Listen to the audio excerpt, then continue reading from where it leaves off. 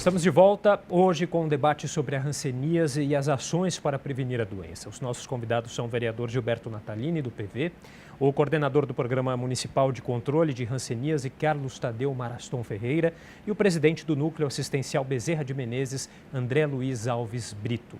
Eu vou passar a palavra agora para o Carlos. Eu queria que você falasse um pouquinho como que é o tratamento da pessoa que tem a hanseníase e também qual que é a dificuldade para se obter a vacina. Certo. Em relação ao tratamento, né, a hanseníase ela se divide basicamente em 4 formas distintas, né? 2 um pouco mais simples, iniciais da doença, e 2 um pouco mais complexas, onde a doença já está mais avançada. Então, consequentemente, as 2 mais simples, elas são tratadas num tempo menor, né, num período de 6 meses. E as 2 mais complicadas num período de 12 meses. Para as 2, existe um esquema que é chamado poliquimioterapia. É a associação de alguns antibióticos. Em ambos, né, tanto no grupo que é de 6 meses, quanto no grupo de 2 meses, é utilizada a dapsona, né, e a rifampicina. Então, uma vez por mês, de 28 em 28 dias, o paciente vai até a unidade de saúde, passa por uma consulta e toma essa medicação supervisionada. Aí leva uma cartelinha para tomar em casa o resto da medicação, os outros 27 dias. No caso dos 12 meses, aí a associação de 3 antibióticos. Além desses 2, né, tem a clofazemina, é um outro antibiótico. Aí ele toma uma dose supervisionada maior, a gente fala dose de ataque, nesse dia, e depois de 28 dias ele retorna para a unidade, para a casa dele, levando a cartelinha para tomar diariamente esses comprimidos de antibiótico. Então, basicamente, se trata muito simples, muito fácil, o tratamento é gratuito, essas unidades de referência fazem isso, né, e fazem o controle. O importante o quê? É a adesão ao tratamento, ou seja, esse paciente não deixar de fazer esse tratamento. Essa é uma das coisas, porque se ele deixar, vai começar a acontecer uma coisa que chama-se resistência. Como qualquer outra doença, né, tem um agente causador, no caso a micobactéria, ela vai criando resistência. E aí você tem que trocar o antibiótico. E aí o arsenal para essa doença é muito pequeno. Então nós temos que evitar que essas pessoas deixem de tratar para não criar resistência, senão nós estamos criando uma bactéria mais resistente. Isso acontece em qualquer outra doença em que se trate com antibiótico. E outra coisa que é importante, que faz parte, né, não do tratamento específico dela, mas é esse controle dos contatos intradomiciliares. Essas pessoas que convivem ou conviveram com ela nos últimos 5 anos, têm que passar por um exame dermatoneurológico. Então, aqui na cidade de São Paulo, isso é um exame que é feito pelo médico, né? Não é um exame que é feito por um agente, simplesmente vai lá na casa da pessoa e pergunta se tem mancha, se não tem, e fala que tudo bem, e dá uma vacina que nós vamos falar já já sobre ela. Então, não, aqui assim, esse paciente, esse contato é agendar uma consulta para ele com esse médico, que está tratando esse parente ou essa pessoa com quem ele convive, aí o médico examina, como examina o paciente, é uma busca clínica, tira a roupa, fica somente, né, de sutiã, calcinha, cueca, enfim, de maneira que dê para ver todo o corpo, porque o médico tem que pesquisar a mancha. Hanseníase não é perguntando, você tem alguma mancha só? Ou você tem alguma mancha que você não sente? Isso pode ser uma pergunta do lado de fora, na rua, para distribuir um panfleto, para sensibilizar a pessoa a procurar um serviço. Agora, o profissional de saúde, médico, porque quem faz diagnóstico de doença é médico, ele tem que examinar. Por quê? É uma doença, como foi dito, o paciente perde a sensibilidade, diminui, né, na área onde tem a mancha e vai até a perda total da sensibilidade. E é gradativa e lenta, então a pessoa não reclama, ela não se queixa. O que nós não sentimos dor ou desconforto, nós não vamos procurar um serviço de saúde. Evidente. Então o que acontece? Então ela tem que ser examinada e aí o médico vai pesquisar as áreas de mancha, fazer esses testes, que foi o que o Dr. Natalini fez no caso quando ele atendeu aquela paciente, e aí ele suspeitando, ele vai mandar para uma unidade de referência. Se ele vê que é uma mancha que pode ser alguma outra coisa, aí ele, como médico, tem que dar uma solução. Ou ele vai prescrever alguma medicação, ou vai pedir um exame, ou vai encaminhar para um outro colega dele, uma outra especialidade. Por isso que aqui essas pessoas têm que passar nesse exame dermatoneurológico com o médico e, se não tiverem nenhum sinal da doença, vão tomar uma vacina, que chama-se BCG. A vacina BCG não é uma vacina de hanseníase, para hanseníase, ela é para tuberculose, ela resolve a tuberculose. Mas existem trabalhos, até por conta, como o Dr. Natalini colocou, são bactérias, micobactérias muito parecidas, né, são ambas, né, micobactérias, então existem trabalhos que até 40%, 30% a 40% causa um grau de proteção. Então, é dada essa vacina como um grau de proteção, porém fala para a pessoa, olha, essa vacina não é de hanseníase, você tem um certo grau de proteção. Fique se examinando e volte aqui se tiver necessidade, ou procure um serviço de saúde.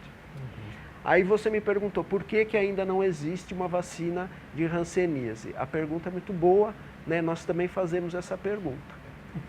Porque é uma doença antiga, né? Grandes centros mundiais, né? Fora daqui do país, né? Que tem condições, e aqui no país também. Agora, há necessidade de se investir em pesquisa. Né? Então, nós temos laboratórios que têm que ser investido em pesquisa.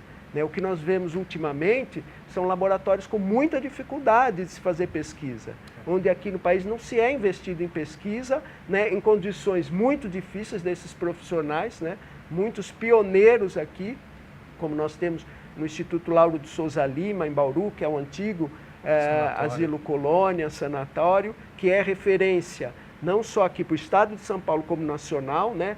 Tínhamos, né, até alguns anos atrás, o professor Dr. Opromola, que foi um grande, né, pesquisador daqui da hanseníase e tudo. Então, esses investimentos têm que chegar até esse pessoal de ponta. Né? E também a indústria farmacêutica tem que investir nisso. Né? Então, como a hanseníase, né, ela pega muitas vezes um eixo, né, nas pessoas com essas vulnerabilidades sociais, então talvez não se tenha o interesse. E ainda dentro dessa questão, né, eu faço a pergunta para o vereador, para o André também, qual que é a maior dificuldade para vocês atualmente nessa questão da hanseníase, para combatê-la? Vereador, por gentileza. Olha, São Paulo, a cidade de São Paulo, as estatísticas mostram, o Carlos já falou, que ela está no índice de casos aceitável. O resto do Brasil, lá para o norte, passou os índices aceitáveis. Agora, a questão é a seguinte, primeiro a pessoa tem que ser autoeducada, né? A primeira suspeita é feita pela pessoa. A pessoa olha, vê uma mancha, vê alguma coisa, se belisca, não sente dor, alguma coisa, tem que procurar. Então tem que procurar. Às vezes a pessoa tem uma mancha, convive com aquilo anos e anos e não acha que é uma micose, uma coisa, entendeu? Segundo, repetindo, a rede de atendimento tem que estar preparada para pensar na possibilidade. Eu, por exemplo, eu me formei há 43 anos, a última vez que eu vi um caso de raiva faz 40 anos. Nunca mais vi, quer dizer, então, imagina os médicos novos, que nunca viram nenhum. Então, a pessoa não tem um preparo técnico para fazer o diagnóstico. Então, às vezes, passa o paciente, ele não pensa naquilo. Então, o gestor público ele tem que chamar a atenção da rede para que os meios de comunicação, por exemplo, um programa como esse, aqui da TV Câmara, um bálsamo, porque vai levar para muita gente que o problema existe, etc. e tal. E aí, feito o diagnóstico, a cidade de São Paulo, pela explicação do Carlos, ela tem preparo para absorver esse paciente, mesmo porque aqui o número de pessoas não é muito grande, absorver esse paciente, dar andamento no diagnóstico, fechar o diagnóstico, fazer o tratamento. E aí vem uma terceira questão que ele falou, mas que eu queria reforçar, que é a pessoa não abandonar o tratamento. Não abandonar o tratamento. Isso é muito comum na tuberculose. Começa o tratamento, para de tossir, para de ter febre, larga tudo para lá e aí a doença parece que foi embora e não foi. Quando volta, aquele medicamento que você tomou não serve mais, vai ter que fazer medicamento muito mais caro, muito mais difícil, porque a pessoa abandona. Então, seguir os pacientes também é uma função do poder público, não perder o paciente de vista, mas a pessoa também tem que entender que ele está doente, que ele não pode abandonar, porque senão a doença, quando voltar, volta muito pior do que foi no início. Tá Essa certo. é a nossa... Tá ótimo. Bom, então eu passo a palavra então para o André. A Organização Mundial da Saúde, ela define a cada 5 anos um plano estratégico. O plano estratégico último começou em 2016, vai até 2020. E ela define 3 pilares: fortalecer o controle, combater a hanseníase e as suas consequências e combater a discriminação e o estigma.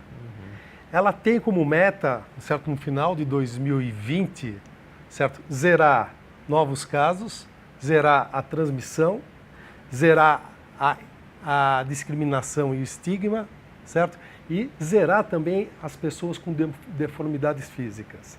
Metas ambiciosas. Ambiciosas. Arrojada. E essas metas, certo, elas estão sendo revistas desde 2000, que foi o primeiro plano estratégico que era para erradicar a hanseníase.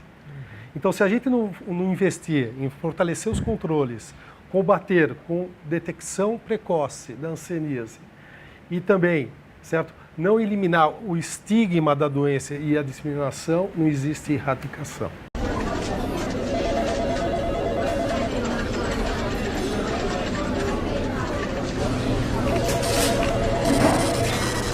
Seria importante dizer que em janeiro inteiro, vai haver o famoso Janeiro Roxo, que a Secretaria Municipal de Saúde, junto com uma série de parceiros, e aí a Câmara Municipal, nós estamos, através do nosso mandato, entrando juntos também, para reforçar, para somar, e as entidades todas, eles vão organizar, nós vamos participar e a gente convida todo mundo que puder para ir até a unidade básica, porque vai ser feito um rastreamento, né? Vamos dizer assim, vai ampliar aí as portas de entrada para fazer diagnóstico precoce, diagnóstico da hanseníase e encaminhar os tratamentos. Então, se o Carlos pudesse... Sobretudo agora, né, no dia 16 de janeiro específico, nós criamos aqui no município de São Paulo o dia H, né, como existe o dia D de tudo, então nós criamos o dia H, que é o dia da hanseníase, 16 de janeiro, para ações, né? Então, em toda a cidade, durante as 6 coordenadorias regionais de saúde,